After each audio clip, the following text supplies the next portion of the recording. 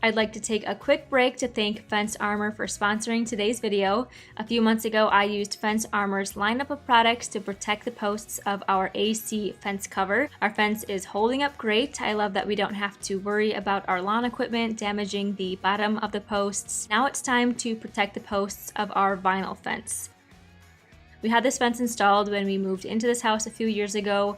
I'm already noticing some scratches and damaged corners from the weed whacker, so let's get these posts protected. Here I'm using the Fence Armor Demi protection on each of my posts. They recommend installing these about an inch above the ground line for best results. Vinyl fences have a thin UV layer made of titanium dioxide, and once it wears out, it can lead to the degradation of PVC. The Demi protection used in this video, installed an inch to an inch and a half off the ground, will safeguard the UV protection. Vinyl is prone to cracking in cold temperatures like you see in this picture. The crack in this vinyl post was fixed using a pressure-treated 2x as well as the Fence Armor post guards.